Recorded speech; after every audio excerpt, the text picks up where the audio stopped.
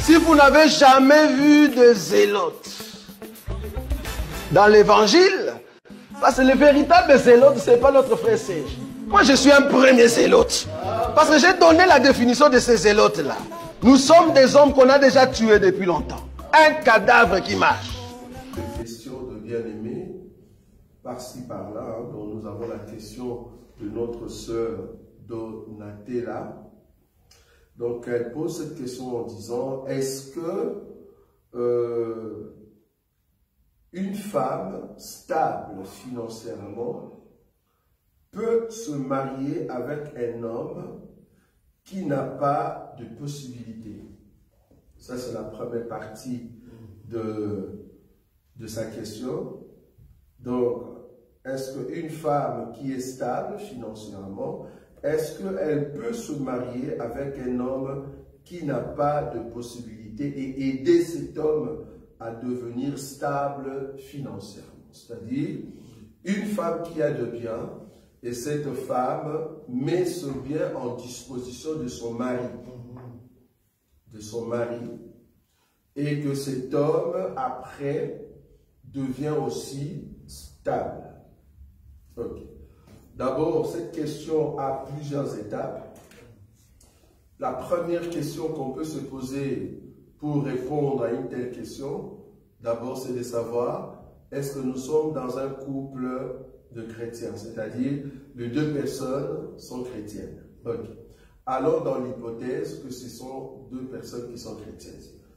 Comme ils sont, les deux personnes, par exemple, elles sont chrétiennes, comme vous le savez, même si la femme est stable, même si la femme a l'argent, mais ce n'est pas la femme qui commence d'abord à donner à l'homme l'argent pour que l'homme vienne l'épouser. Là, on est d'accord.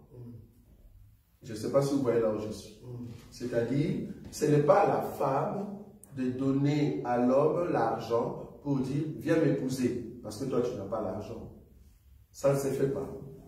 L'homme doit se battre, bien qu'étant pauvre, il doit se battre pour trouver l'argent et aller épouser sa femme.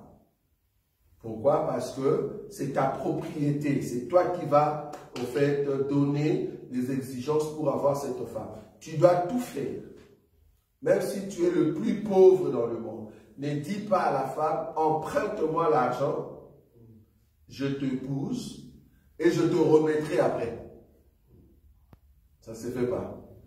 Dans le mariage, d'ailleurs nous à l'église, je suis vraiment désolé, si on est au courant de ça, nous allons dire au frère, tu ne l'as pas encore épousée. Elle sait t'épouser. Je ne sais pas si vous voyez ça. Oui. Donc c'est la femme qui sait t'épouser au fait. Parce que l'argent ne vient pas de toi. C'est l'homme qui doit avoir la sueur pour aller chercher l'argent et épouser cette femme, bien qu'étant pauvre.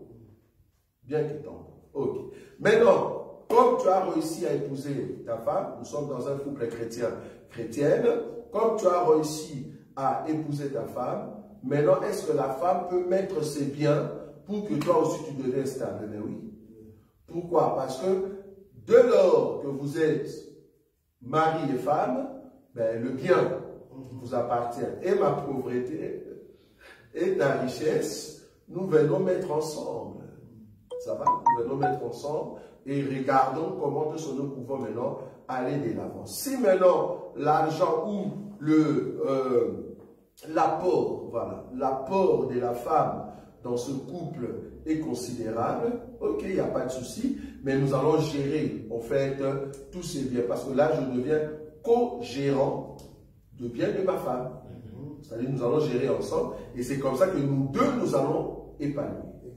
Donc je peux épouser bien sûr un homme qui n'a pas l'argent, et cet homme devenir aussi stable. Oui, ça peut arriver. Parce que dès lors que l'homme t'épouse, tous les biens deviennent en fait le bien de la famille. Donc ensemble. En tout cas, bibliquement parlant, nous ne voyons pas ce que l'ordre matrimonial d'aujourd'hui dit, par exemple, nous sommes mariés, mais comment on dit ça? Séparation des biens. Nous sommes mariés, mais avec séparation des biens. Dans l'ordre, en tout cas, bibliquement parlant, je ne vois pas, parce que vous êtes devenus une seule personne.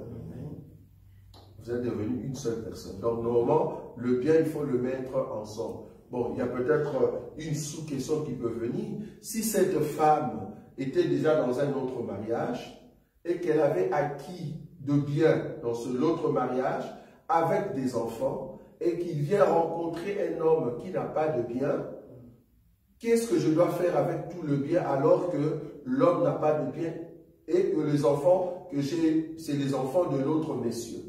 Parce qu'en réalité, le monsieur, si il est parti, quand vous vous séparez au niveau de la commune, on dit, ben, le bien, il y a une part des enfants. Ben, je crois que là, la législation peut juger quand est-ce que la part de la femme, c'est dans la part de la femme que vous venez vous mettre ensemble. Parce qu'il y aura une part des enfants, là, on ne touche pas. Hein.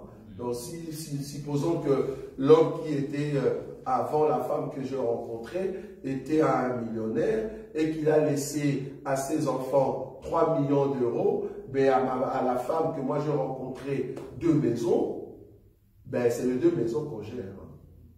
On est d'accord? Parce que moi je viens épouser la femme. Ok. Comme elle a des enfants, mais le bien que les enfants possèdent, ce n'est pas le bien de la femme, c'est le bien de l'autre mari. Je ne sais pas si on comprend. Donc, je veux considérer la femme avec le bien qu'elle a. C'est là-bas qu'on vient co-gérer. Mais je ne prends pas, en tout cas, le bien des anciens. Ces enfants-là vont se lever un jour. Ils peuvent me tabasser, donc il faut faire attention. Ça va? Parce qu'ils auront raison, en tout cas. Parce que c'est leur papa qui est parti, qui a laissé quand même leur héritage. Donc, toi, tu n'entres pas rien. Ça va? Donc, maintenant, la deuxième partie de la question de la sœur Donatella.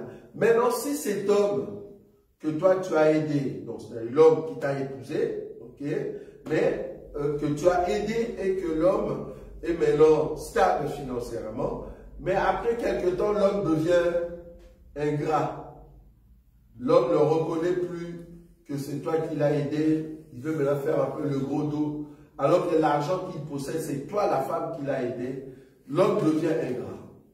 Qu'est-ce qu'il faut faire? La sœur a posé la question, est-ce que je peux, au fait, changer l'ordre au niveau de la commission matrimoniale ou soit écrire une autre lettre de divorce, c'est-à-dire le frère a commencé comme étant un frère, mais après, le frère est devenu un grand. Est-ce que c'est un mensonge? Comme on a dit la fois passée, hein? C'est-à-dire le mariage a été basé sur un mensonge. Je crois que l'ingratitude n'est pas en soi un péché. Allons comme ça. L'ingratitude en soi n'est pas un péché, c'est un comportement. On est d'accord? C'est-à-dire, je suis ingrat, ce n'est pas que c'est un péché parce que tu es ingrat. Non, c'est un comportement malséant. Il faut bien marteler les choses. Comme c'est un comportement malséant, or tout comportement malséant requiert en tout cas des conseils.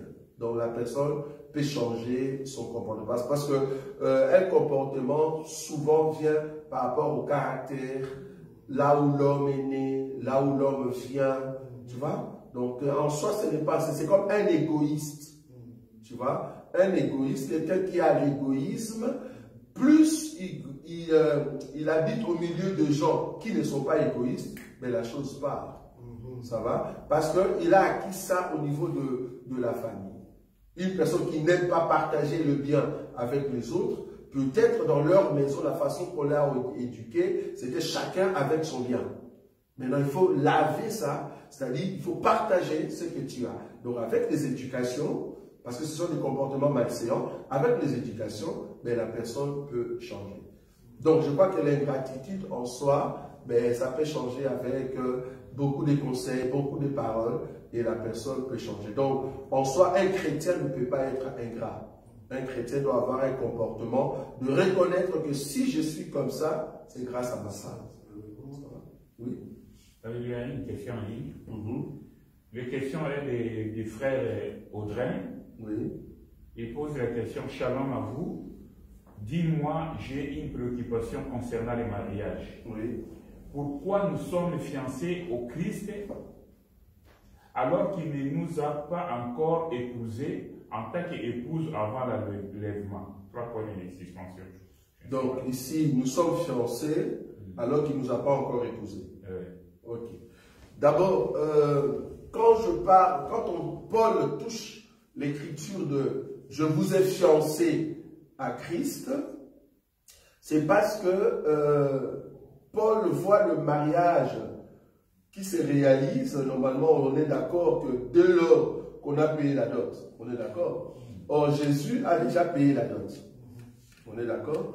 Mais la cérémonie n'a pas encore eu lieu. La cérémonie du mariage. Jusqu'à présent, qu'est-ce que nous attendons? L'enlèvement. Mais c'est quoi l'enlèvement? Mais la cérémonie du mariage. C'est la fête de danse. Hein. Donc, Paul, dans ces cadres-là, il voit encore que on est fiancé, mais en réalité, on est déjà marié. Parce que l'homme a déjà payé sa dot. L'homme a déjà payé sa dot.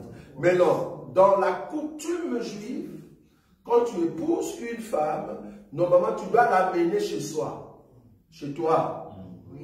Tu dois avoir une maison. C'est pour ça que Jésus dit, ok, il est avantageux que je puisse m'en aller et préparer une place. Et comme ça, je viens prendre la femme. Donc, Paul considère encore comme une fiancée. Mais en réalité, nous sommes déjà mariés. Nous attendons que le l'époux vienne nous chercher dans la maison des parents pour nous amener dans sa maison. Remarquez. Isaac, on est parti épouser Rebecca. C'est Rebecca. Oui. On est parti épouser Rebecca. On a payé toute la dot. On est d'accord. Mais bien qu'on a payé toute la dot, la femme n'était pas encore dans la maison d'Isaac. La femme était encore chez ses parents. Il fallait ramener maintenant cette femme auprès d'Isaac qui va l'amener dans la maison de sa maman. Il faut que la maison de la maman soit prête. Donc Jésus est parti préparer une place de sorte que là où il est, que nous y soyons. Sinon, s'il reste ici, il n'a pas de maison. Il va habiter où? À Bruxelles. Fallait qu'il nous prépare une place. Comme ça, nous allons voir sa maison. C'est là-bas qu'il y a la fête des noces. On va nous présenter, voilà l'épouse. Donc ici, c'est que nous attendons, bien que le mariage a déjà eu lieu, mais nous attendons la présentation officielle de l'épouse devant, au fait, les anges, et puis voilà, ainsi de suite. Donc, du coup, on peut parler de fiançailles parce que nous sommes encore sur terre, mais en réalité, nous sommes déjà mariés. Nous sommes déjà mariés. Donc, ce que nous attendons, c'est juste la présentation, en tout cas, dans le ciel. Ça va? Donc, c'est ce que je peux répondre pour cette question-là. Oui? Oui. Et à vous entendre parler, il y a une pensée qui m'est venue en tête par rapport à Joseph et Marie. Très bien. Et là, nous comprenons que quand Joseph pensait rompre avec Marie discrètement, Dieu, au lieu d'appeler Marie fiancée, Dieu va appeler, il va dire à Joseph, ne refuse pas de prendre Marie ta femme. C'est dans cette idée-là que je crois qu'il y a le même contexte que vous êtes. Très bien. Parce que dans l'idée de juif, Joseph n'avait pas encore tout finalisé. Mais le fait qu'ils soient déjà fiancés, parce que fiançailles en Israël veut dire tu vas prendre la femme. Oui. Et surtout qu'on t'a dit qu'elle est vierge. Pourquoi tu vas refuser? C'est-à-dire c'est déjà réglé. Qu'est-ce que tu attends? C'est juste la cérémonie. La cérémonie officielle de mariage, du mariage. Donc c'est comme ça au fait avec le Seigneur. Donc on est fiancé mais en même temps marié. On est déjà femme. Fiancé mais en même temps femme. Personne ne peut nous toucher parce que nous avons le signe au fait de notre époux sur nous, l'alliance. Je vais prendre dans l'exemple du monde normal. Normalement, la dot, avant de donner la dot, on est d'accord que c'est la dot qui certifie que cette femme appartient désormais à tel homme. On est d'accord. Mais remarquez que le temps de fiançailles, quand tu dis que je viens mettre le cadenas, hein, qu'on appelle prédot, donc je mets cadenas ici, que personne ne vienne encore prendre cette femme jusqu'au jour où moi-même je viendrai la prendre. On est d'accord? C'est-à-dire que tu mets un signe sur cette femme pour qu'une autre personne ne vienne plus solliciter sa main. Moi, je suis déjà venu auprès de vous, parents. cette femme, je viendrai donner les exigences que vous avez demandées. On est d'accord? Maintenant, Jésus-Christ, quand il dit, je m'en vais, je veux vous préparer une place. Là, il n'avait pas encore payé la dot. On est d'accord ou pas? Oui. Quand il a dit, il est avantageux que je puisse m'en aller, est-ce qu'il avait déjà payé la dot? Non. Pas encore. Donc, maintenant, quand il a payé la dot, maintenant, il fallait qu'il nous laisse quand même avec un signe. En attendant qu'il prépare la maison, le signe, c'était son esprit, le Saint-Esprit. Okay. Donc, l'homme qui prépare une place pour sa femme doit laisser quand même un signe sur cette femme. Et le signe en soi, c'est quoi? Personne ne peut toucher encore cette femme vu qu'elle est déjà mariée. Donc, nous, comme on est là, nous avons le signe du Saint-Esprit en nous qui prouve que Jésus-Christ, c'est lui qui viendra nous chercher. Donc, c'est vraiment la même chose. Donc, même Marie, comme elle était là, tout le monde savait que, bien qu'on n'a pas encore fait cérémonie officielle, ben, c'est Joseph qui est son mari futur. Ça va? Voilà. Encore une question? Oui? J'aimerais savoir pourquoi c'est la femme qui doit garder le finance de la maison. Pourquoi la femme doit garder le finance de la maison, gérer le finance Ah, ok. Pourquoi est-ce que c'est la femme qui gère la maison? Ok, ben, c'est pas obligatoire. Hein. Je n'ai pas dit que obligatoirement c'est la femme. Je n'ai pas dit ça. Je crois que dans mes prêches, j'ai toujours dit, entre l'homme et la femme, celui qui a le sens de gérer, c'est lui qui gère. Parce que nous avons aussi des femmes dépensières. Hein. Une femme qui dépense sans même regarder. Et nous avons aussi des hommes qui dépensent sans même regarder sa poche. Donc ici, on a juste besoin de celui qui a le sens de gérer la maison. Celui qui gère. On est d'accord? Donc, si c'est la femme qui a cette qualité-là de garder l'argent, de gérer, de contrôler les entrées, les sorties, gloire à Dieu, c'est elle qui gère. Mais si c'est l'homme aussi qui l'a, à chaque fois qu'il y a un montant, l'homme dit non, on va d'abord s'asseoir, on va faire des dépenses, les entrées. Et voilà, donc le sens de gérer, ça dépend de celui qui l'a et c'est lui qui gère. Ce n'est pas seulement à la femme. On n'a jamais dit ça. Ça va? Voilà. Bon, peut-être on sort dans les cadres du mariage, on va maintenant dans les cadres ministériels parce qu'il y a une question qui nous a été posée. Cette question, ça vient de la France. Est-ce que tu peux reconnaître le ministère d'un frère à l'espace des 3 mois? C'est-à-dire un bien-aimé que tu n'as jamais connu, que tu n'as jamais rencontré. Tu le rencontres, à l'espace des 3 mois, tu viens pour reconnaître son ministère. C'est un bien-aimé qui te connaissait de loin. Tu ne l'as jamais rencontré. Et un jour, tu te présentes, il dit, ah, je t'aime, je suis un homme qui est attiré par tes prédications, tout ça, j'aime beaucoup te suivre. Ok. Après 3 mois, et puis te voilà, tu te prépares pour venir reconnaître déjà le ministère de cet homme-là. Est-ce qu'à l'espace de 3 mois, tu peux comprendre qu'une telle personne a déjà un ministère? Bon, à moins que tu sois vraiment un prophète, je ne sais pas moi, puissant. À moins que tu sois un prophète très puissant pour que Dieu te montre déjà la vie de cet homme, comment il s'est comporté. Et bizarrement, le frère que toi tu veux reconnaître, vous ne vivez pas dans la même ville. Toi, tu es, je ne sais pas moi, à plus de 1000 km et lui, il est dans, je ne sais pas moi, à 2000 km. À l'espace des 3 mois, vous vous êtes rencontrés et puis tu viens le reconnaître comme ministre. Je ne sais pas moi. Est-ce que c'est possible? Non.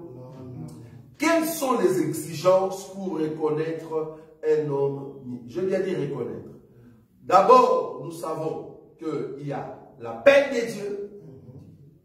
Il faut que Dieu appelle cette personne. Là où Dieu a appelé cette personne, nous n'étions pas là. On doit se dire clairement. Nous n'étions pas là. Ok.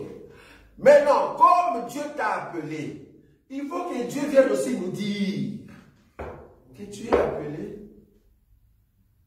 C'est-à-dire, là où la personne œuvre. Parce que c'est absurde de venir reconnaître une personne qui n'a jamais été assise dans ton église pour suivre la prédication. Normalement, tu dois être, en tout cas, fort pour reconnaître du coup que cet homme a un ministère. Tu dois être fort. Parce qu'à l'espace de 3 mois, attends, mais une personne peut venir et vous dire que je suis saint à l'espace de 3 mois. Tu ne sauras pas sa vie. Tu ne sais pas si c'est qu'il vit. Tu ne sais pas si la personne vit dans le débauche. Et plus grave encore, tu es loin. Vous voyez comment est-ce que les hommes peuvent entrer facilement dans ce que la Bible a interdit de ne pas imposer le main avec précipitation. Avec précipitation. Donc, il faut vérifier que la personne est appelée de Dieu. Il faut que Dieu vienne aussi nous le dire. Parce qu'il faut que l'homme en qui toi tu veux faire imposition de main, il doit être dans une église. Si la personne est dans une église, donc la personne a quand même son père en la foi. Son père en la foi. Bon, aujourd'hui nous sommes dans un monde, comme on dit, génération Android, où les hommes suivent via TikTok, via WhatsApp, YouTube. Ils suivent les hommes de Dieu partout dans le monde. Pendant une année, ils s'autoproclament docteur. J'ai vu ça au Canada. Il n'a jamais été dans une église. En tout cas, église là où il y a l'évangile. Ou soit ensemble de saints. Il n'a jamais été. Mais plus il suit les hommes de Dieu en ligne, là où il est lui-même, il s'autoproclame docteur. Et puis il commence à combattre ceux qui font imposition de main en disant la reconnaissance ministérielle, on n'est pas obligé seulement d'avoir des mains. Par rapport à les chrétiens. Vous voyez?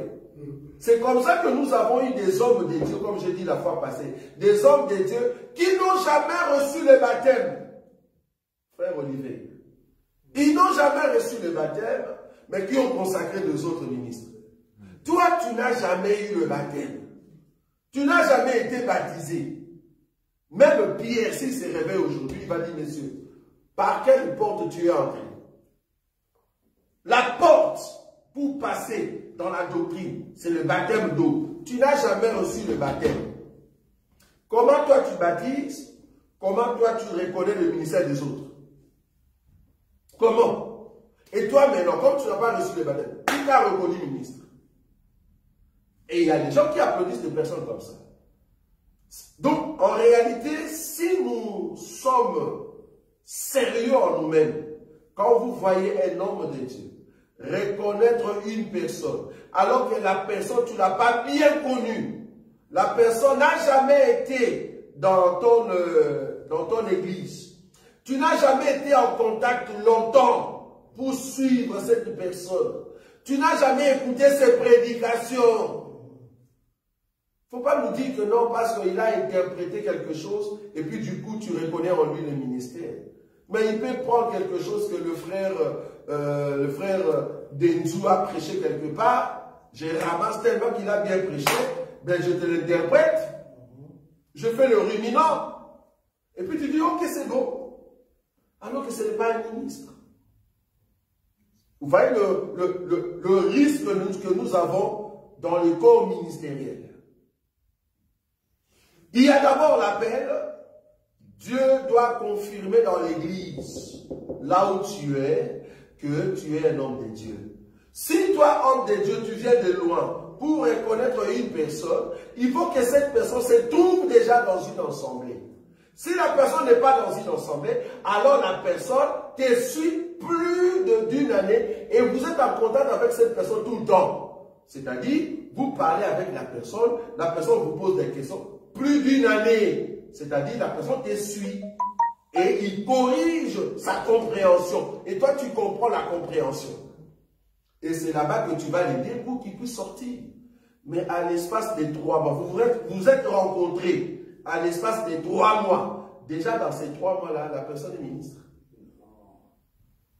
La personne est ministre. Je crois que là, il y a un sérieux problème. Si nous avons de tels hommes de Dieu, je suis désolé de le dire du haut de la chair, un tel homme qui reconnaît des hommes de Dieu avec cette manière, cet homme-là n'a pas le Saint-Esprit. Oui, tu n'as pas le Saint-Esprit parce que c'est le Saint-Esprit qui nous dit réellement que telle personne est bonne ou telle personne n'est pas bonne. Telle personne est ministre ou non pas. En tout cas, si, parce que moi je me rappelle que je connus un frère. J'ai connu un frère, c'était l'année passée. Ce frère est venu, c'était en France. Le frère est venu nous voir. Il m'a dit, ah frère Roger, moi je vous suis depuis longtemps sur YouTube, tout ça. Je lui ai posé la question, et tu pries où? Non, ben je suis à la maison. Tu habites où? Oh, j'habite en France. Ben nous, on a une assemblée ici. Le frère Gauthier est là. Tu ne peux que venir ici, suivre les enseignements. C'était là, si pas l'année passée, l'année écoulée. Ses frères n'est jamais venu dans l'assemblée de Villeneuve-Saint-Georges. Il ne venait pas. Et puis du jour au lendemain, c'est que j'apprends, on va les reconnaître comme ministres. On va les reconnaître comme ministres. On ne sait pas où tu as prié. On ne sait pas tu viens d'où. Nous ne savons pas qui est ton père en la foi. Ce n'est pas parce que tu nous suis sur YouTube, mais ce n'est pas ça qui est suffisant. Ce qui est suffisant, tu nous suis sur YouTube, nous sommes en contact et nous écoutons tes prédications. Ce n'est pas que nous avons dit, ah, cette personne a un son. Parce que tu prêches là où tu es. Même si c'était une église de, comme on dit, église des réveils. Mais du moins, nous écoutons ce que tu dis. On dit, ah, telle personne a un son. Mais on ne t'a jamais écouté. On n'a même pas vu tes prédications, tes prêches. Parce que la peur que nous avons, c'est quoi? La peur que nous avons, c'est d'avoir des frères au milieu de nous qui viennent, restant avec nous 2 ans, 3 ans, 4 ans. Après quelques temps, il dit, non, j'étais venu seulement pour ajuster mon enseignement, mais en réalité, j'étais déjà prédicateur. On n'a jamais vu te prêcher. Tu n'as jamais prêché. Tu n'as jamais dirigé une église avant que tu viennes dans l'évangile. Tu n'as jamais dirigé une église. Tu n'as jamais encadré les gens. Tu étais un simple frère, soi-disant peut-être tu modérais, soi-disant tu jouais au tam-tam, et puis quand tu es venu au milieu de nous, et que tu accumules l'enseignement que tu as pris, tout l'enseignement que tu as pris ça chez nous, et après quelques temps, tu te rebelles, tu dis, je t'ai venu juste pour ajuster mon enseignement. Quel enseignement que tu avais avant? Donne-nous tes prêches que tu avais avant, et par rapport à ces prêches-là, nous pouvons dire, voilà, tu as ajusté. Parce que nous autres, avant de rencontrer cet évangile, comme je le dis, nous venons des assemblées des dieux. Et il y a plein. Alors vous pouvez entrer sur YouTube. On en a, je crois, 3 ou 4 vidéos. Parce qu'à l'époque, il n'y avait pas de téléphone smart pour nous filmer. On n'avait que des bandes cassettes.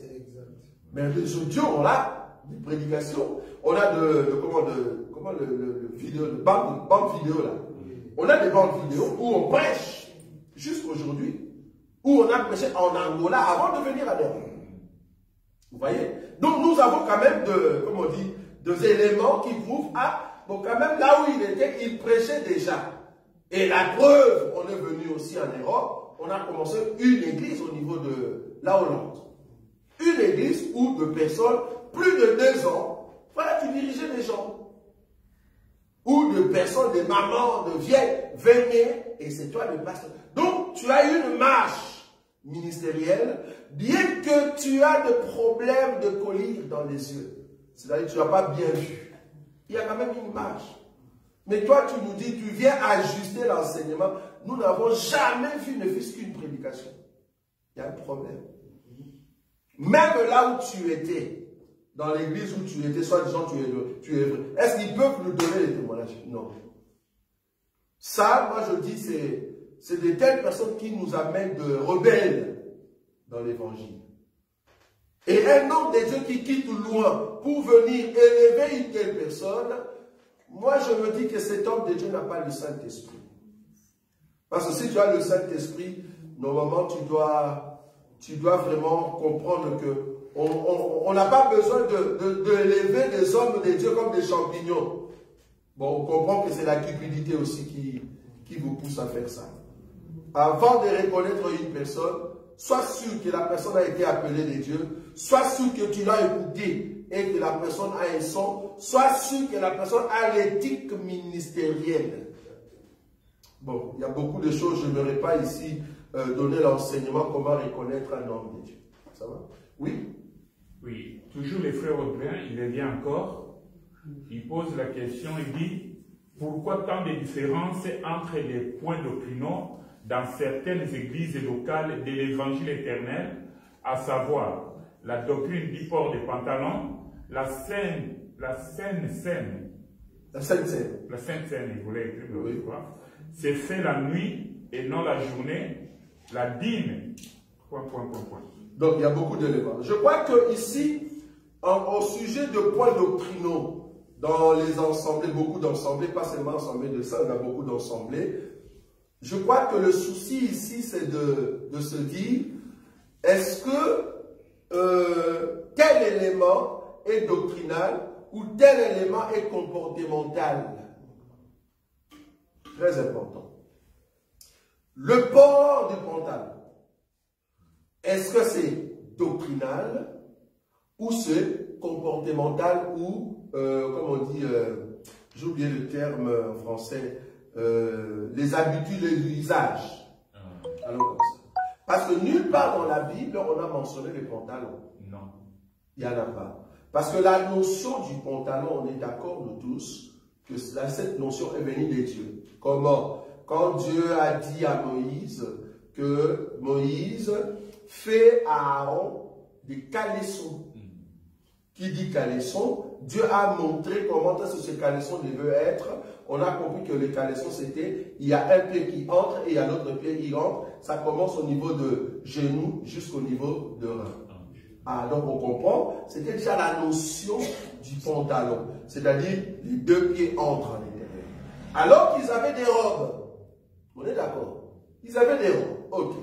Maintenant, au fur du temps, nous voyons maintenant que l'habit, même au niveau de la Bible, une femme avait une robe qui était différente de l'homme. Alors que le Dieu, ça s'appelle robe. Ils sont d'accord. C'est ça, non, maman l'a dit? Voilà. Donc, la robe, bien que ça reste robe, mais il y a robe d'homme et robe de femme. Mais qu'est-ce qui diffère? La longueur ou c'est la couture? Répondez. C'est la couture, non? Il y a robe d'homme et robe de femme. Mais qu'est-ce qui diffère? Ah, donc c'est le couturier. Le problème, c'est le couturier. Donc ce n'est pas la longueur, ce n'est pas la forme, c'est le couturier. Donc si le couturier me dit que cette robe que tu vois, ce n'est pas pour homme, c'est pour femme, je respecte. Oui ou non? Oui. Mais si le couturier me dit non, c'est pour homme, tu peux le mettre, je le mets et je ne pêche pas. Nous sommes d'accord? Donc du coup, la même robe peut avoir la couture d'homme et couture femme. La même jupe peut avoir la couture d'homme comme femme. Le même pantalon peut avoir, même tissu, hein, le même pantalon peut avoir, pantalon c'est le nom de la forme, comme la robe. Robe c'est la forme, pantalon c'est la forme. C'est-à-dire un habit où on peut mettre deux pieds à l'intérieur.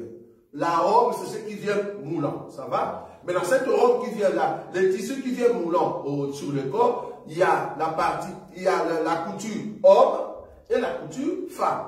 Le pantalon, c'est-à-dire là où on peut mettre les deux pieds à l'intérieur, il y a pantalon d'homme et pantalon de femme. Nous étions partis plus loin dans ces débats. Parce que ces gens-là, ils savent que s'ils affrontent telle personne, ils auront du mal pour sortir dans leur pensée. Rentrons dans la Bible. Pantalon d'Aaron. Pantalon d'Aaron. Les pantalons que Dieu a dit qu'on puisse créer pour Aaron, qui commence de genoux jusqu'au rein. Montrez-moi quels sont les pantalons qui commencent au niveau de cou. Si tel est le cas, nous les hommes, on doit mettre les pantalons, je ne sais pas ici, jusque là. Normalement, c'est ça les pantalons. C'est-à-dire là, on peut mettre les deux pieds. Or, dans cette idée-là, Dieu l'a appelé caleçon, en d'autres termes, sous-vêtement. Remarquez qu'en Israël, à part le caleçon, qu'on en vient de le dire, il y a aussi ce qu'on appelle tunique. Tunique, c'est quoi? C'est un sous-vêtement. Un vêtement qu'on met à l'intérieur. Vous voyez? Comme un pyjama. Remarquez même au temps antique, pour mettre un habit comme nous aujourd'hui, on met un cinglet à l'intérieur et un sous-vêtement. Dans les temps de Jésus, il faut mettre une tunique à l'intérieur qui cache la nudité avec un caleçon. Ok. Si tu ne veux pas, c'est là-bas que nous venons pour le faire tomber par terre. Si tu ne veux pas qu'une femme, que ta femme ne mette pas les pantalons de femme, soit disant que les pantalons, je l'ai dit ici devant tout le monde, que les pantalons, c'est pour les hommes, je m'aurais te rappeler que même les caleçons des femmes, c'est pour les hommes, frère. L'idée, hein, ça vient d'Aaron. Il faut que nos mamans et nos femmes ne mettent pas de caleçons, frère. Il faut aller là-bas. Parce que là où on doit mettre les deux pieds à l'intérieur, c'est selon Aaron. C'est ça qu'on appelle pantalon. Donc on a commencé à rétrécir jusqu'à ce que ça devienne un sous-vêtement normal. C'est ça l'idée de caleçon. Donc du coup, si tu interdis aux femmes de mettre les caleçons, mais pardon, le pantalon, tu leur dis de ne pas mettre les caleçons, frère. Si tu es juste normalement, tu vas voir que ça ne va pas collaborer. Parce que nous avons des caleçons pour femmes et des caleçons pour hommes. Le problème avec l'habit en soi, il y a deux parties. Il y a des hommes et des femmes. Le problème de la Bible n'est même pas ce qui est des femmes. Toi, homme, tu le mets. Là, on est d'accord dans la doctrine, frère.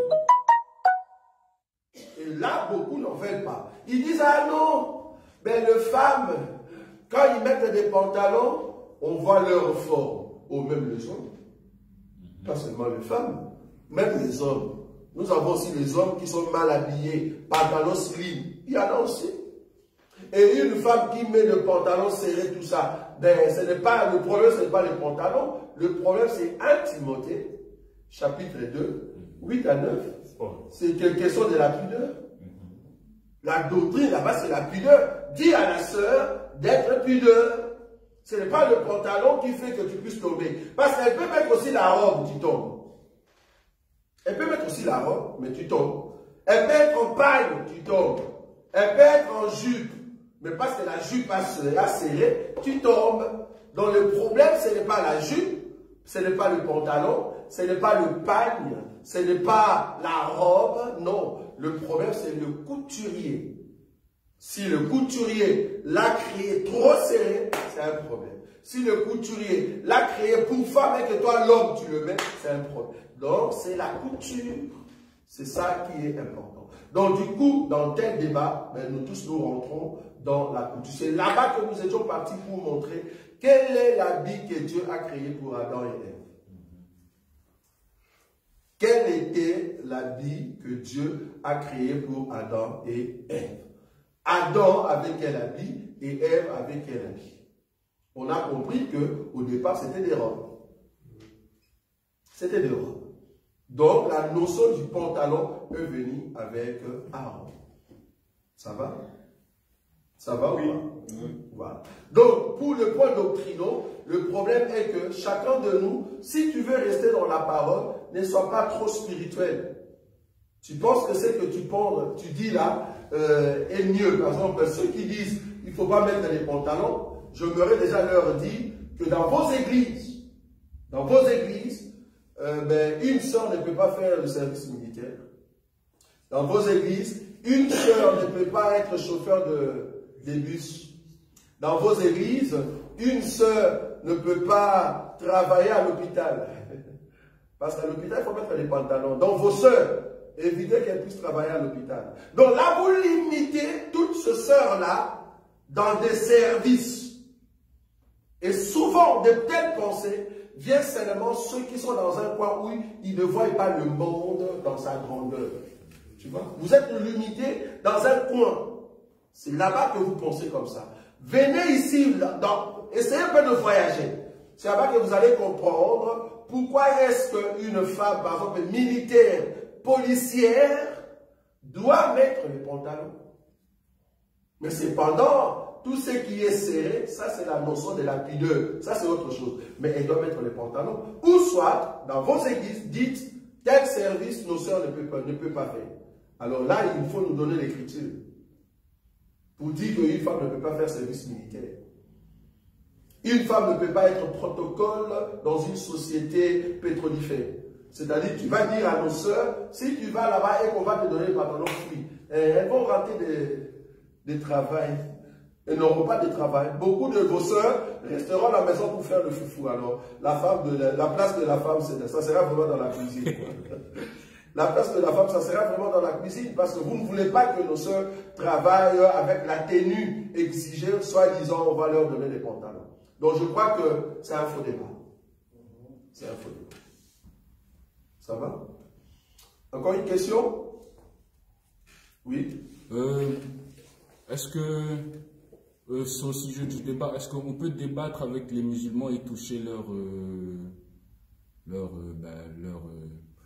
leur pratique? Bien sûr, parce que un musulman qui veut, au fait, débattre avec toi, il viendra pour te montrer que la Bible est fausse.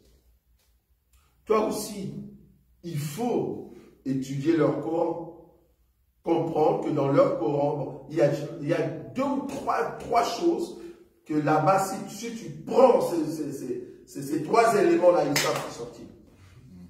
Premier élément, Mahomet c'est un pécheur, il ne peut pas amener les gens au ciel. Là-bas, c'est fini. Il tombe. Deuxième élément, le seul, l'unique personne qui va détruire Satan, il s'appelle Jésus. Amen.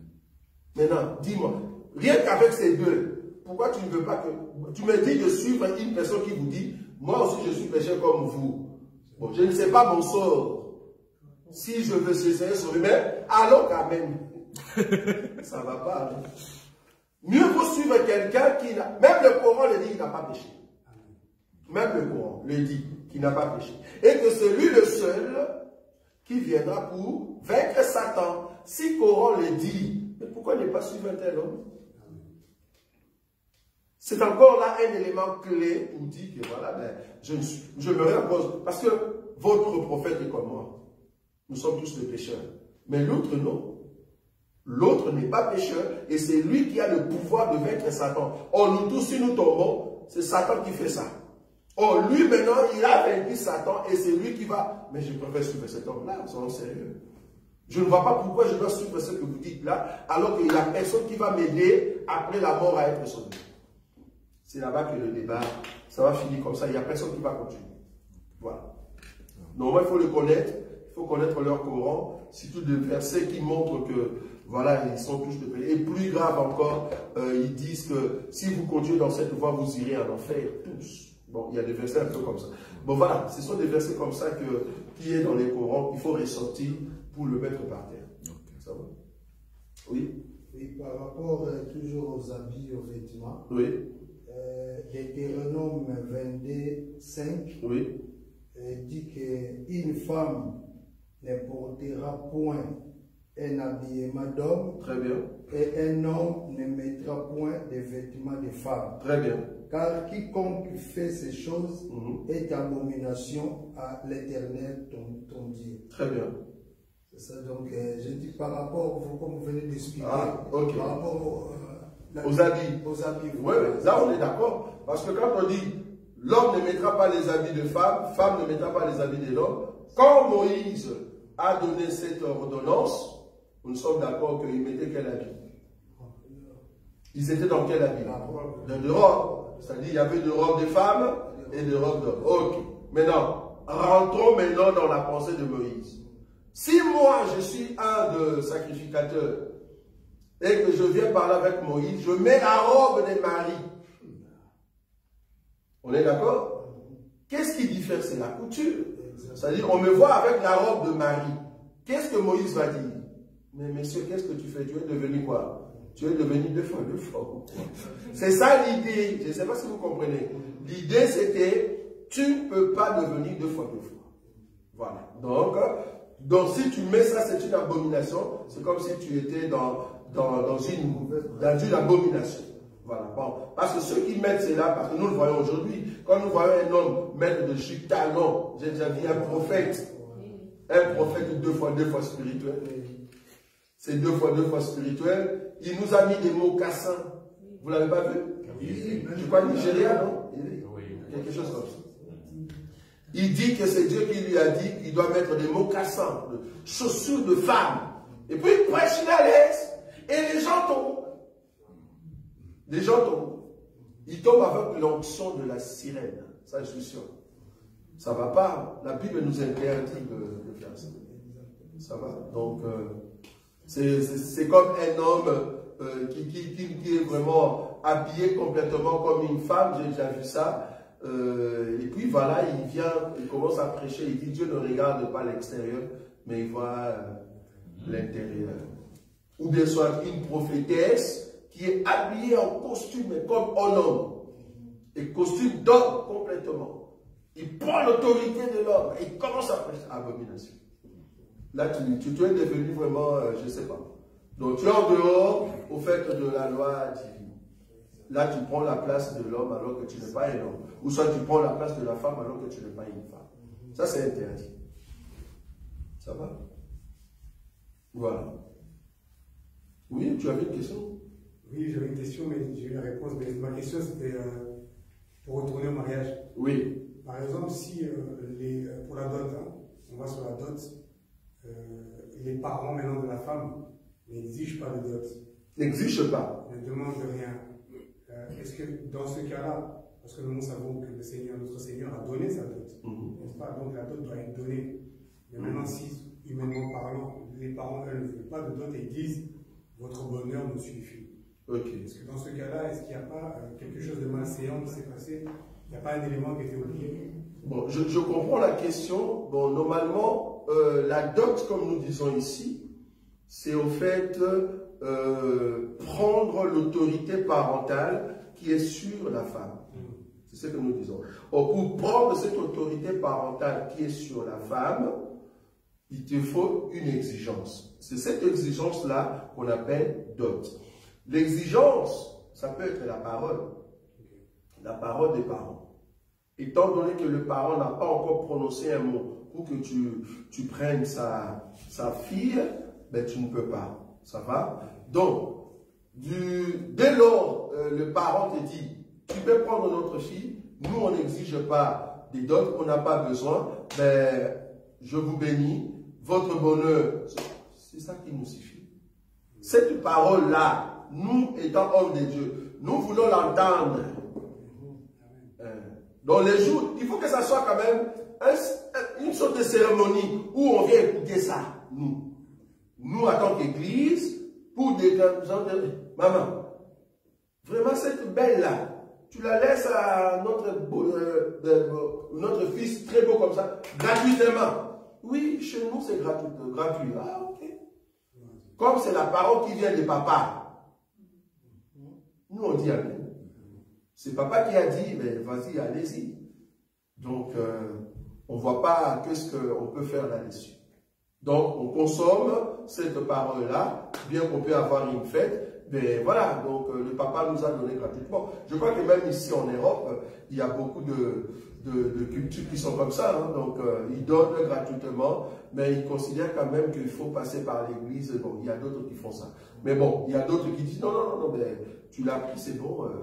Donc, tout ce que je fais comme étude, hein, je paye comme étude.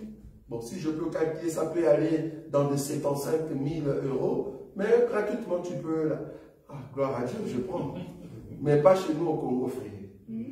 Si tu viens chez nous, la facture, il faut mettre ça sur la liste. Donc, bon, pas tout, mais quand même, il faut qu'il y ait un signe de reconnaissance que tu as pris quand même l'enfant d'autre. Ça va? Oui.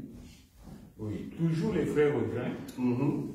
Il vient encore avec une autre question en disant dans un mariage coutumier chrétien, très bien. Qu'est-ce que le frère ou la sœur en Christ qui se marient à la coutume peuvent être habillés en tenue traditionnelle? Même en feuille de mangue, même en tissu de tapis, même s'ils sont habillés dans leurs habits normaux, ça c'est dans les cadres organisationnels. Ça n'a rien à voir. Même dans le mariage, le voile, tout ça, c'est pas biblique. Ça, c'est dans les cadres organisationnels. Organisationnel, c'est-à-dire, vous vous dites, ok, toi et moi, nous serons en uniforme. Ça, c'est tout. Bon, tu viens seulement en polo de Barça. Bon, on vient, il n'y a pas de souci. Bon, c'est pas que j'aime Barcelone, mais bon. Tu viens seulement en polo de Barça. Mais toi, tu mets Madrid, comme ça, on voit la guerre entre nous deux. Toi, tu mets Madrid, moi, ça vous regarde, frère. Il n'y a personne qui viendra vous dire pourquoi dans votre mariage vous étiez en tenue de Barça et Madrid, rien de Madrid. Non, on voulait juste attirer les Madridais, tu vois. Les gens qui aiment Madrid et Barça pour qu'ils viennent dans notre fête. Donc, tout ce qui est tenue vestimentaire, c'est dans les cadres organisationnels. Donc, ça ne regarde pas la doctrine, rien à voir. Ça va? Vous pouvez être à rafia, tout ce que vous voulez, c'est dans les cadres organisationnels. Il n'y a pas d'exigence. Nazako matangai, nazako matangai, nga nazako matangai.